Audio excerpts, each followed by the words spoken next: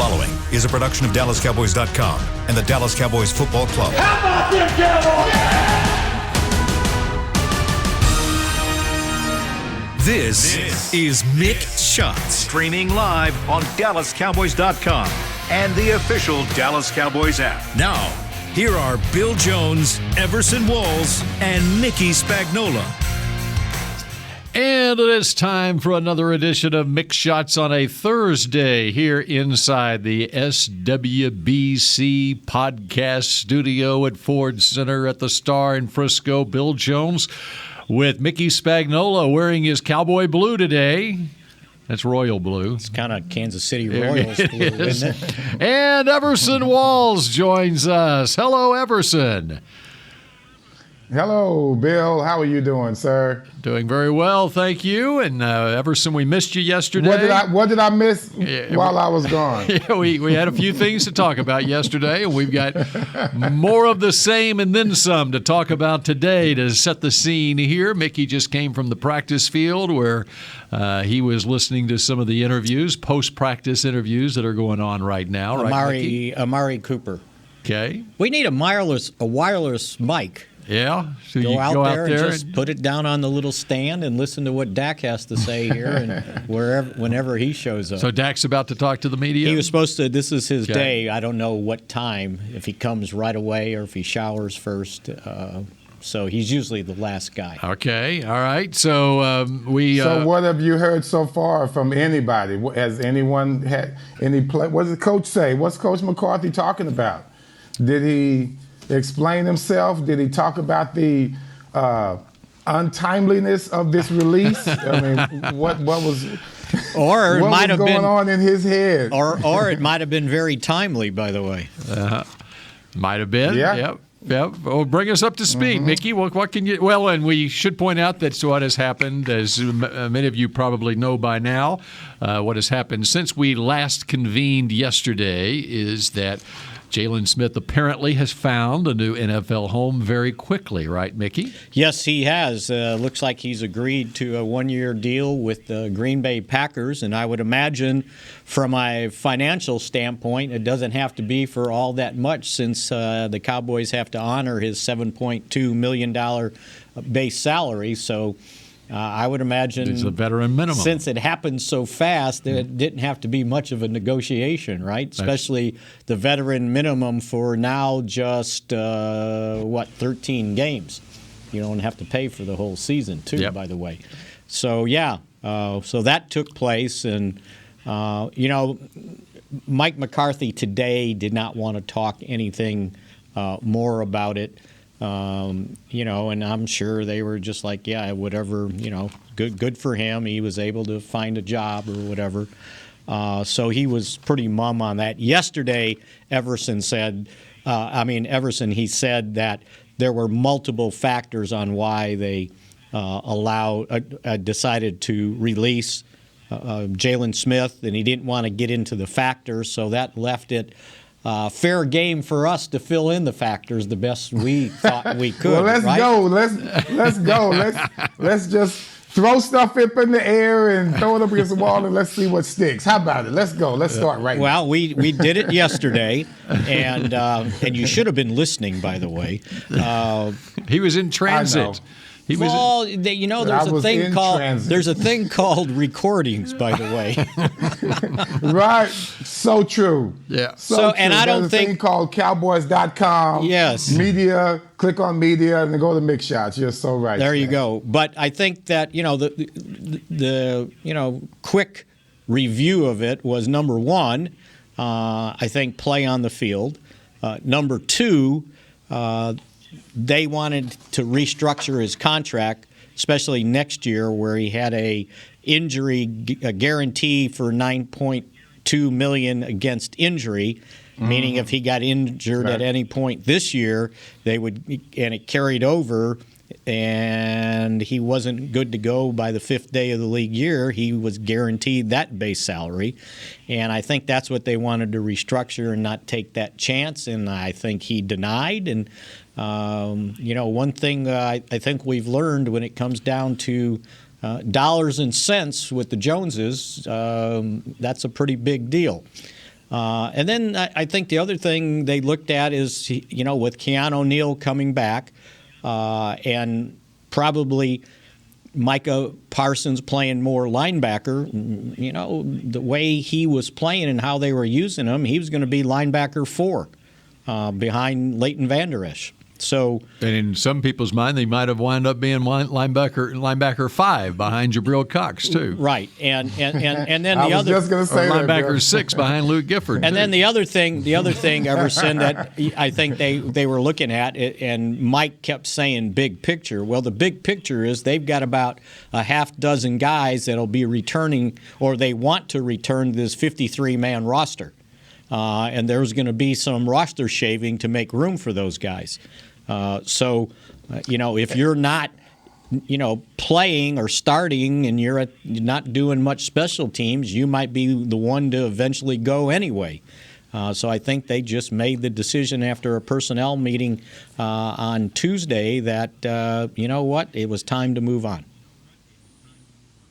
When you look at all the breadcrumbs that were left by the organization, Cowboys organization, I think we kind of saw this coming, but maybe not in this timely fashion.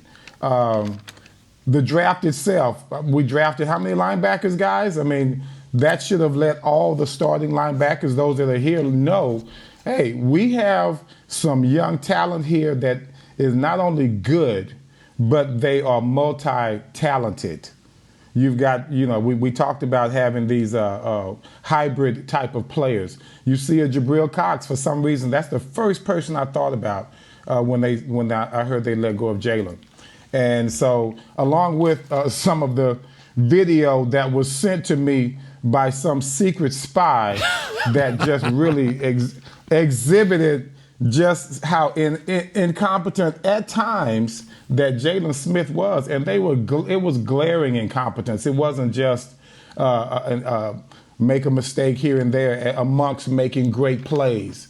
You saw more mistakes than you saw plays made, and that's not a thing that you want from a player that you have already paid this super contract. And I have to say, guys, did we sign him to too much too soon?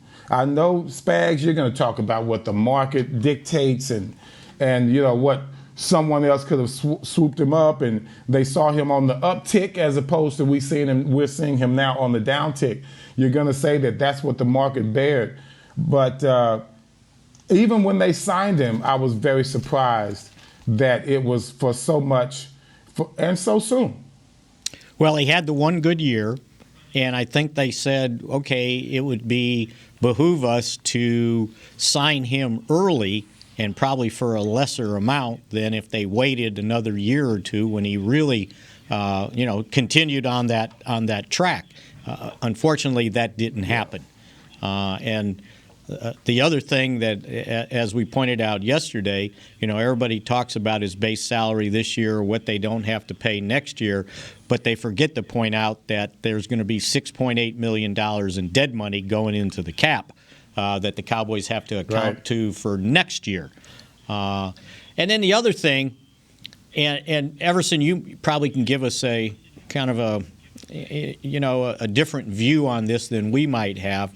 I heard the talk today about how surprised all the players were and how this was going to affect the locker room and, what's going to happen in practice without one of the team leaders there. And my point is I don't think it's going to affect it one bit.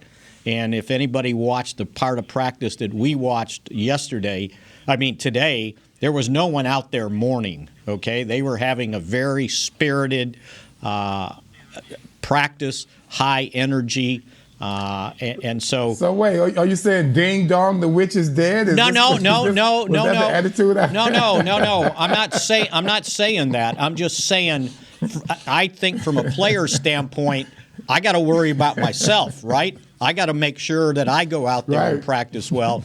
And next guy up's got to go out and say, okay, I got an opportunity. You can't sit there and go, oh, what are they doing? My good buddy Jalen's gone. I just don't think that happens in this transient business that is the NFL, especially now, right, in free agency. So I don't know if you got a lot of young guys out there that pretty much understand that where this opportunity leads them. They might look at this as, okay, guys, this is just the process. This is not a warning shot to players who aren't playing well. This is the team committing to going forward with the best they can go forward with. I mean, I don't know how broken up the locker room can be. You and I, Spags, have always joked about Eugene Lockhart, and I always tried to give him some props on making all the tackles that he made. And you know, Jaylon was always the perfect example of that. You can make those tackles, but if they're 10, 15 yards down the field after you've chased them down because you hit the wrong gap, you know, your hustle is admirable. But you get a minus on that play because he still got away from you. He still came through your hole. So that happened a lot with Jaylon, and it continued throughout this season. We're still giving up a lot of points.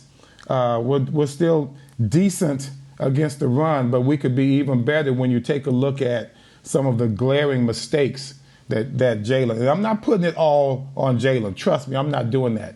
But what they have not seen is not just haven't seen an improvement from him, they've seen a decline from not just his play, but it seems like his athletic ability. Yeah, no, and I think you're right. And, you know, the guys were asked about it yesterday, and, you know, everybody kind of, you know, said the right thing. And but I thought what Leighton Vander Esch talked about, more so than his ability or lack of ability, or Leighton came down on people kind of making fun of him on social media. On the fact that, yeah, it's about time they got rid of him, And I just want you to listen to what Leighton had to say about, you know, guys getting cut, guys losing their jobs. And he turned it more into, hey, this is what happens to people in our league. What bugs me most about it is when people that are on the outside, fans, whatever it may be, they want to say, oh, like, someone deserves this or someone deserves that, everything. They don't realize that this is literally like our livelihoods. We literally could get up and traded the next morning, like the next day. We could be in 50 different freaking states. So people need to realize that. People need to realize that what they're saying is literally just like nonsense. And I think that's a big problem in the world today. And they need to cut that out. Because, I mean, we're literally talking about, like, we don't go talking about someone else's job, so why are they talking about our jobs? It's super frustrating. It's annoying. I think it's classless. I got a lot of strong words for it because I know a lot of guys around the league deal with it. We got families. We might be in one area. You got dudes that have been playing for a team for 8 years. They get traded. They got family. They got kids that have been there for that long. Think about that before you say something like, oh, this guy deserves this or this guy deserves that. We don't go saying, oh, we aren't in your business, like how much you guys are getting paid or what's your boss saying or this and that and about anybody else's jobs. We aren't doing that. This is our livelihood. This is our job. We get traded tomorrow. We get cut tomorrow. So people need to realize what they're saying on social media because I think it's ridiculous. So there you go. Kind of a different point of view on this type of stuff. Yeah. I like that because, of course, you know, I've gone through it. And, heck, you could look at a lot of different occupations. I mean, even you guys, man, when you're talking about the media. Hell, Bill, how many jobs have you had? About 25? And not all by his own choice, too. That's right. Right. That's my point. So, you know, I've gone through it myself, Spags. You've been from hell to high water, you know, all you've heard how people talk about Mickey. I mean, the people he works with over at those radio stations, what they say about Mickey. Yeah. So, I mean, I do like the angle that Vander Esch, I don't mean to call it an angle, but he's right. You know, stuff happens, man. We are aware of that. And I think what he's saying is, okay, stuff does happen, but have a little bit more empathy. Right. I think that's what he's saying. And let me say this, guys. And I know I sound like an old fool, but you just cannot let social media determine your outlook on anything, especially Amen. if it's coming from a negative standpoint. I see athletes now reading social media, reading these comments from people they have never met, the people that don't even know them, and it affects them, and it deals with their mental capacity in some way, in a negative way. We kind of had that going, Spags, before you got there. I always tell people this whole internet thing and people in the locker room thing going crazy and media just being a little underhanded, that started to me in the 1980s with Gary Myers. It was Jim Dent, Skip Bayless. The locker room became under siege with spies and snitches and things of that nature. Jim Dent hiding around the corner of the locker room, trying to peek in on players' conversations, private conversations. Jerry Orr. And all of a sudden, this whole thing. Oh man, I mean, what about the guy Hernandez on? It was on Channel 33. It became this. You remember that got crazy. So now here we are, the Jerry and these guys come up, Jimmy comes up, everything just so blown out, everything becomes a circus now. And that was our internet then, that was our social media stuff going on at that time. We were still somehow able to block that stuff out. Because first of all, you can't give credence to someone who doesn't know what the hell they're talking about. And so Van Der Esch needs to understand that what you hear out there is nothing but white noise. That's right. Yes, people are glad. When I say glad that he's gone, they're saying that they didn't think he was that good, and they're left to their opinions, and that is great.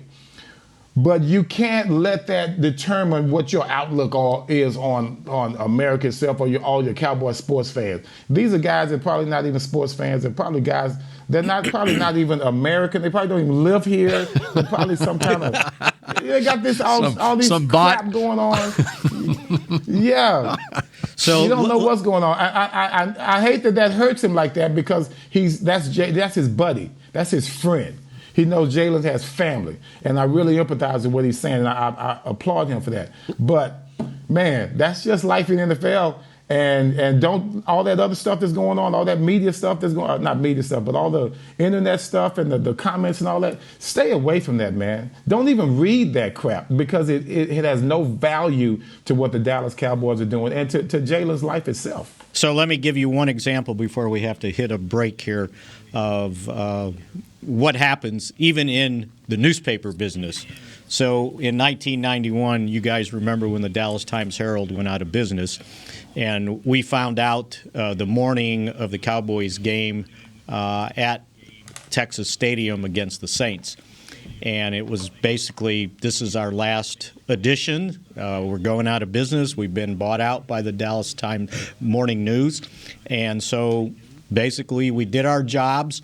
After the game, we hung out in the locker room a little longer than normal just because we didn't know what was next in our lives, right? What's going to happen. You had no place to go. No place to go. And so we waited till Jimmy came out of the coach's locker room, right? And we didn't know if he knew, but he did know. They told him what happened. And so he looked at us and he gives us this kind of sheepish grin and he goes, "Well, whatever. Now you know what coaches feel like when they get fired." He's got some nerve. I know, but this guy fired a kicker because he had asthma. Jimmy's out. Come on, man. He got some nerve. That was his way. That was his way of making some common sense out of it. Like, okay, it happens in other businesses. You lose your job. It's like, thanks, Jimmy. We'll see you. That's there you go. Yeah. He always has such a soft heart. Yes, he did. All right, yes, he does. Yeah, he's such a soft guy. All right, we continue with more Mick Shots in a moment. At Smoothie King, we are blending goodness to fuel your greatness. Every blend is crafted to help you achieve your health and fitness goals. Smoothie King uses only whole fruits and organic veggies. You'll never find sugary syrups or artificial flavors, colors, or preservatives. And unlike some other smoothie places, there are 0 grams of added sugar in many of our blends. Smoothie King is proud to be the official smoothie of the Dallas Cowboys. Place your order in the app or online for pickup or delivery. Smoothie King, rule the day. Hey, Cowboys fans, ready to spice up your next watch party? Bring Yo Quiero guacamole and be the game day hero. Yo Quiero means I want, and we know you want great, fresh-tasting, ready-to-serve guacamole for your home gating and tailgating events. Made with real avocados and the perfect blend of spices, it will be the star of any party. You can find us at your local Albertsons or Tom Thumb in the deli section. If you can't find it, talk to your store manager and tell them, Yo Quiero guacamole. The Cowboys way, where 16 Hall of Famers and 5 championships shows us what success looks like. Where turkey is always the second best part of Thanksgiving Day. Where we are all defined by one single thing, the star. Where we as fans know it's our job to keep the tradition going. Bank of America is proud to be the official bank of the Dallas Cowboys and to support the quest of living life the Cowboys way. Copyright 2020, Bank of America Corporation. Hi, I'm Clint Tillison with United Ag and Turf. Before you can park yourself in front of the game, park yourself in a John Deere and power through your chores. Our Land Run package is a 1025R, 25 horsepower tractor with a loader, rotary cutter, and a box blade for $229 a month. And the price you see is the price you'll pay, no surprises. So don't miss another kickoff. Visit UnitedAgAndTurf.com. Offer ends February 1st, 2021. Restrictions apply. See dealer for details. Now let's get to work. Back to Mick Shots. Get the ultimate fan experience for the ultimate Cowboys fan. Join Dallas Cowboys United presented by Globe Life starting at just $20. Join now and get your fan pack, exclusive benefits, and more. Visit DallasCowboys.com/United for details and to join today. All right, clearing up one more thing on Jaylon here, as far as it being a quote-unquote money move, and because what we talked about earlier about 5th day of the new year next year, which would be in March, his contract would become guaranteed for next year. His salary for next year was $9.2 million. All right, the cap charge that the Cowboys owe next year on the cap is $6.8 million for the dead money. And so basically, you're looking at a difference of $2.4 million right there. Right. So you don't have him, and you're paying your cap charge $6.8 million, whereas and so I look at it that way that this was they have better players to play right now. Right. It's how was he playing more than a money move, because you're basically it's $2.4 million difference is all it is. And I think from their standpoint, chances were the way he was playing now probably wasn't going to make the team. Right. So, but. You know, and the other thing, and had he had some sort of surgery, like a wrist surgery, like he had this past year, and he couldn't pass a physical on the 5th day, then you're on the hook for $9.2 million instead of the $6.8 million. And that's where trust factor comes in, also. By the way, you got to cover yourself. So it's a $2.4 million difference, is what it is. Exactly. Yeah. And so, but, I mean, when you look at where they're trying to go right now, it's 2 Spags. They don't see themselves getting better defensively with him going forward. You know, he was hurting them as a defense, which, you know, when they're trying to make moves and now the pressure's on, they see how good they are. You know, tough decisions have to be made. I'm sure that's kind of how it came down. But before you guys move on to that, and once again, I missed a lot of yesterday. So what was Coach's explanation? What did he even talk about the timeliness of it? I mean, I never did hear you guys. It was more that through 4 games, where you see this defense is right now after 4 games, this was the time to do it. Basically. And what our system was, and it was more of a big picture move than knee-jerk reaction. And that takes into account how the other players are playing. And as Mickey said off the top, you're getting Keanu Neal back. You want Van Der Esch to play. Van Der Esch had 40 snaps last week. Jalen had 28 snaps. Here's the other part of it. Here's a guy, Jalen, who's been a starter. Even all of last year, he was playing every snap on defense last year. Right. He was never coming off the field. Yeah. And now, even with this game against the Giants, if you're making decisions on who's going to play based on how they're playing and how they've earned their snaps, he wasn't going to play any with the guys that were coming back this week. With Keanu Neal coming back, playing in the nickel. And with Parsons now able to take on the full plate at linebacker, 68 snaps last week. And so then you have sort of an awkwardness in your locker room that, okay, here's a guy who's been a starter, been a captain, and he's not playing at all.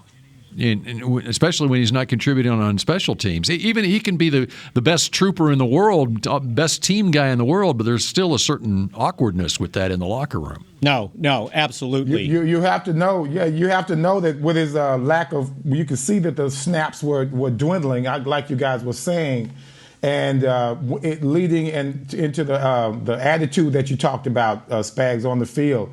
Maybe they've been waiting. There's been an awkwardness in the waiting because they could see his snaps dwindling. They could, it's like the uncomfortable thing in the big elephant in the room. Hey, Jalen's numbers are going down. He's not playing well. They can see it on the film itself. Right. His scores are probably going down.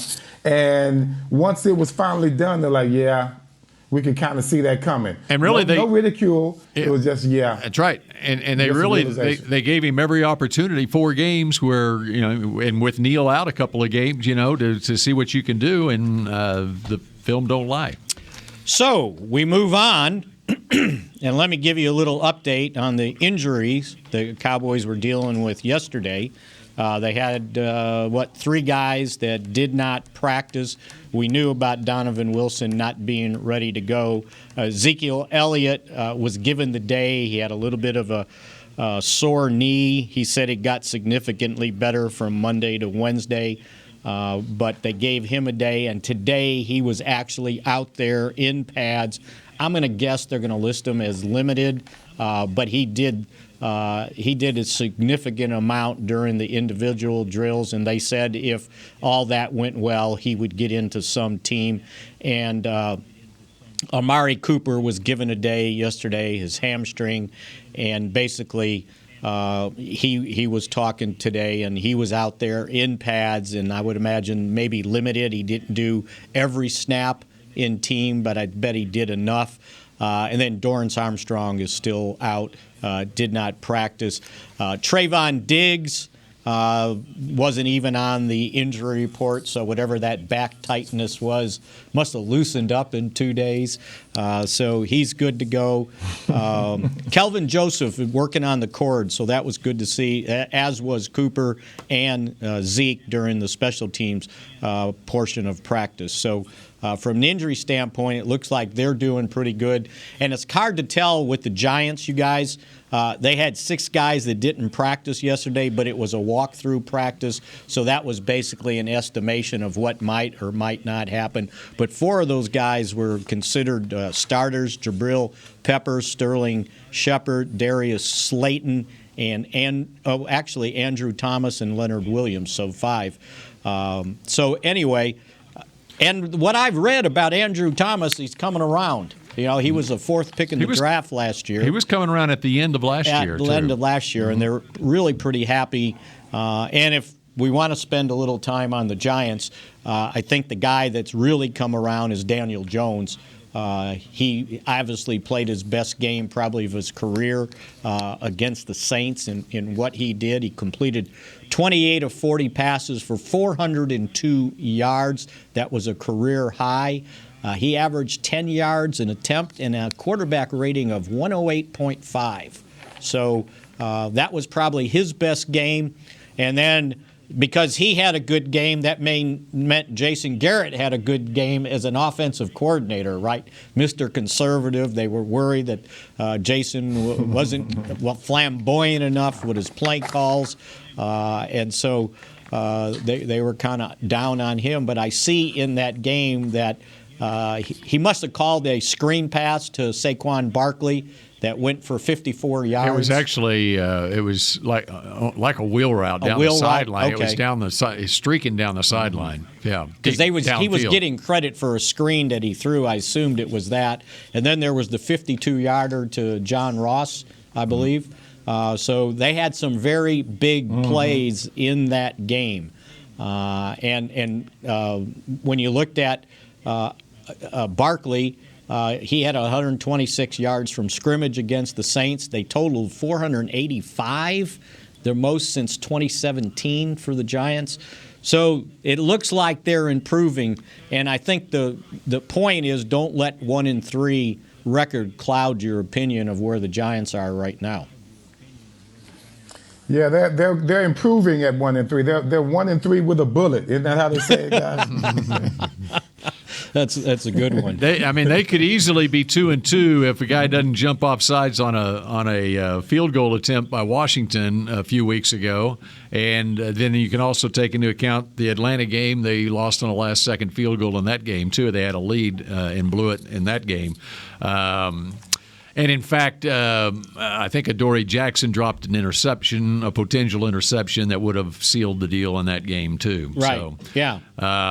Didn't the wide receiver miss a touchdown? I think he dropped a touchdown in the game as well. I thought I saw a wide receiver drop something. Yeah, that was another one, too. And they've improved their wide receiver core from what they had last year. Last year they had Sterling Shepard and Darius Slayton. They're both hurt last week. We'll see if they'll be able to play this week or not. But they signed Kenny Golladay in the offseason. They drafted Kadarius Toney in the first round, and he had his first game against the Saints where he actually had some really good production. He had 6 catches for 78 yards. And Isaiah Standback did a little segment for the coaches show that we just did on the Telestrator segment with him. He showed some of the creativity that Jason Garrett is showing. How about that? It was a little comeback route on that was a very quarterback-friendly pass to Kadarius Toney and a lot of yards after catch that he illustrates on there. And I'll tell you what, when I saw the Giants take Toney, I said, oh, boy, that's a great pick because I watched enough of him at Florida, and, boy, that guy's no joke. Right. I mean, you got to watch out for him. And keep in mind what they did on that was, if you remember on draft day, the Cowboys, of course, traded with the Eagles, traded down 2 spots. Eagles moved up, took Devontae Smith. Giants were picking next. And since Devontae Smith was off the board, they traded back with Chicago. Chicago took Justin Fields, and the Giants, by trading back, picked up another first, and they picked up Kadarius Toney. And so they probably had their eyes on Devontae Smith and had Toney ranked right behind him probably. He reminds me a little bit of Deebo Samuel and maybe a little bit of CeeDee Lamb. Their ability to run with the football after you get it in their hands. That combination is not good. But he's smaller. But he's smaller than CeeDee. Somebody that big and that he's smaller. This is a Jordan Lewis assignment. Yeah, absolutely, and maybe a safety over the top too. By the way, so yeah, they'll have their hands. You better full put with somebody with some bricks in his pocket on that dude. I don't know if Jordan has enough bricks in his pocket for somebody like what you're talking about. Well, might need to go a little bit bigger. Let's put Jaylon on him. Let's put no. He's a smaller guy, and just because Mickey mentioned CD, he's not that big. Yeah, he's not that big, but he's a good shifty slot guy. With some moves, and what he's talking about, what Mickey's talking about, is yards after the catch, the ability that CD has to run after the catch, not so much body type. And Deebo Samuel and too. Samuel too. That's right. This guy can scoot. Let me tell you. Yeah. So you got to watch out for him. Keep in mind, remember last year when Garrett came in here and he showed a little creativity down on the goal line. I believe it was tight end Evan Ingram on a little tight end around to score a touchdown. The first touchdown of the game, I think. And well, you know what? That's funny you bring that up because the sarcastic remark I saw in one of the New York area newspaper was, yeah, he's getting a little bit more creative than Evan Ingram on a tight end around. But I remember thinking sometimes you can't win, that's right? I remember thinking that when it happened, I'm like, oh, you can tell Garrett is fired up about this return home. He hears all this love given to Kellen Moore on his creative play calling and. Oh, that has got to be burning him up, guys. That's funny you brought that up, Bill. I'm sure, like Gene Stoller said, that just chaps my ass. That's pretty much what he's thinking. I could hear Gene saying that with that deep drawl of his. That just chaps my ass. And you know what? The other thing, when we were talking about, and not to go back to Jaylon, but one of the other things I think we were pointing out without saying it, you don't need a progress stopper. If he's not going forward, you don't want to stop somebody else. And I think the natural reaction from everybody was, well, okay, now we're going to see Jabril Cox. Well, McCarthy was asked about it yesterday. That's what I was going to ask you about. And McCarthy was asked about it yesterday. And he didn't give that a huge endorsement, like, oh, yeah, now he's going to get a whole bunch of snaps. He basically said, well, yeah, he's getting better. And, you know, there's a lot of competition to get on that 48-man game day roster. And right now he's doing a better job on special teams. And he kind of left it at that. So there was no suggestion that suddenly Jabril Cox is going to spring forward and be a starting linebacker. They like Leighton Vander Esch, and I can't emphasize that enough. I like Leighton Vander Esch. Even when this season started, I said, you know, we don't know yet what Parsons is going to do, but this guy's the best linebacker on the team. And I think they finally coming around to that opinion of him. That's the irony of what Leighton is talking about, and he hurts because his friend is no longer on the team, but it's actually going to benefit Leighton because now he's going to have more snaps. And, you know, and the other thing is, from a salary cap standpoint for next year, you know, they would like to re-sign him if they could afford him. They would like to re-sign Michael Gallup if they can afford him. They would like to re-sign Randy Gregory if they can afford him. So you need to start looking, as they said, big picture. It's not all about the cap now. It's about planning for the future, too. And if you weren't going to keep him around, then there was no sense keeping him around and chancing the injury happening that would guarantee the contract next year. All right. Time to take another break. It's funny when you talk about no, go ahead. Okay. Go ahead. I'm sorry, Bill. All right, and Everson has something very important to say, right? That he's about to say next here on Mick Shots.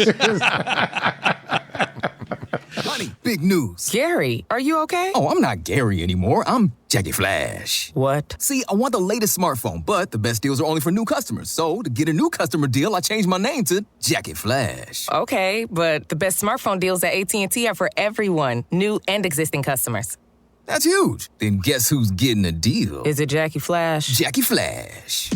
It's not complicated. At AT&T, our best smartphone deals are for everyone. Restrictions apply. Visit att.com for details. The Cowboys way, where 16 Hall of Famers and 5 championships shows us what success looks like. Where turkey is always the second best part of Thanksgiving Day. Where we are all defined by one single thing, the star. Where we as fans know it's our job to keep the tradition going. Bank of America is proud to be the official bank of the Dallas Cowboys and to support the quest of living life the Cowboys way. Copyright 2020, Bank of America Corporation. Hey, Cowboys fans, ready to spice up your next watch party? Bring Yo Quiero guacamole and be the game day hero. Yo Quiero means I want, and we know you want great, fresh-tasting, ready-to-serve guacamole for your home gating and tailgating events.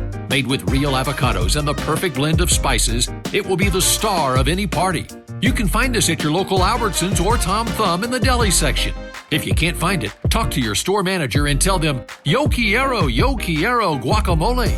It's game day. You know what that means. First, kebab prep. Steak, pepper, onion, steak, pepper, onion. Next, a counterclockwise lap around the room. Now the lucky grease-stained jersey goes on. And lastly, the dance. You know the one. This is a game day ritual no matter where you are. Whether you're traveling to the game or watching from your favorite vacation spot, book a place to stay on Hotels.com and keep the tradition alive and well. Hotels.com, proud partner of the Dallas Cowboys. Back to Mick Shots. Energize your next event with an appearance by the world-famous Dallas Cowboy cheerleaders. Ignite your audience and create personalized moments for all. To book America's sweethearts for your next event, visit DallasCowboyCheerleaders.com/appearances. Very well done once again, Mickey Spagnola. Okay, we have just about 5 minutes left here. And how about an update on the Lyle Collins situation as I quit law school after 1 month. Because it gave you tired head? It gives me tired head. I cannot follow this. And so, Mickey, would you please explain what is going on? I'm reading as much as I can, and it sounds pretty confusing that, they've had an appeal going on after the appeal was overturned by the NFL and ended up what was going to be a 2-game suspension. They gave him a 5-game suspension. And now they're appealing to try to get him back as soon as possible, meaning to try to get back for those final 2 games. So I heard people saying, well, why go through the trouble? You already served 3-game suspension. You're probably, even if they overturn it, you're not playing this week, so that's like a 4-game suspension. And then you only got 1 game left after that, and then there's the bye. You might not play until the next week. Well, here's the bottom line on this thing. Not only is he suspended, he is suspended without pay. So there's a monetary figure in there that if I can get 2 more games of pay back, then I'll take that. And if I file suit against the NFL, which does anybody ever win that? Then maybe I get all 5 games of pay back. Then he'll get all his money back. Right? And that's right. what they're after. Right. So it's not so much, they're helping out the Cowboys. No, they're helping out the bottom line. And that's what this is all about right now. So it's in a court case now in Collin County. And the last thing I read, the judge that was going to hear this was the judge that overturned the decision of the NFL on Ezekiel Elliott in 2017, I believe it was. Yes, it was. Amos Mazant III. Yes, and then that case ended up in some sort of appeals court in New Orleans, and that court ruled in favor of the NFL. So his 6-game suspension withstood. So anyway, that's what's going on right now in the legalese world, and I understand why Bill left the law future. I wasn't in the law profession yet. Literally, Everson, I made it through 1 month of law school without ever getting called on in class. But I knew it was going to happen sooner rather than later, and so I better get out while the getting's good. And so I went to Lubbock, Texas, and became a sportscaster. I have a story. Making $12,000 a year instead. After I retired, I had an opportunity to be a money manager and get into all the stocks and all that kind of stuff. Sounded so sexy, it was back in the 90s, mid-90s. And I had all kinds of opportunities. They gave me a tutor and everything. I know numbers. I'm a numbers guy. I think I took the Series 6 exam is what they call it. I flunked it twice, Bill. I flunked it twice. Right? This is not for me. This is not for me. It was such a disappointment. That's one of the things I say, you know what, I think I dodged a bullet there because I would have been way over my head. It happens. I had a college roommate that flunked an accounting class twice. And he was taking it a 3rd time, right? And it was the same professor. And before the final exam, the professor called him in and said, "Look, can you just get a D? I'll give you a D and you can pass, okay?" And I think he passed with the D the 3rd time. Oh, man. Sometimes numbers don't make sense to people. We know our limitations. Speaking of numbers, do you know how much, what is Lyle's per game? That's what I didn't write down, but I think he's probably lost Oh boy, it's got to be close to 100,000, right? It's if not more. It's got to be more than like that. Two. Well, maybe okay. I called up his. Now his base salary. Okay. I mean, because I guess he redid his contract, or as part of his contract, he's at basically a veteran minimum amount, $1.1 million. Yeah, but he's probably already been paid. Part of that. Right. Okay, so basically, I mean, at $1.1 million, that's like $62,000 a game. So for 5 games, it's like $310,000 total. 64 and 4. So, I mean, you divide it by 18 weeks now, don't you? Yeah, 18. I did 17. Yeah. So you're right. Yeah. So times 4. Times 5 weeks. 5 weeks. What did you get? It's $310,000. Yeah, I was going to say 280. Okay. So you're in the ballpark. Yeah. All right. Okay. Yeah. So and 2 more. Now you're getting into 400,000, right? Well, I mean, no, it was 60 per week. It was 60,000 or so. Oh, okay. Based on the $1.1 million salary, whatever. Yeah. Still, I mean, it's significant. So money. he's lost that much already.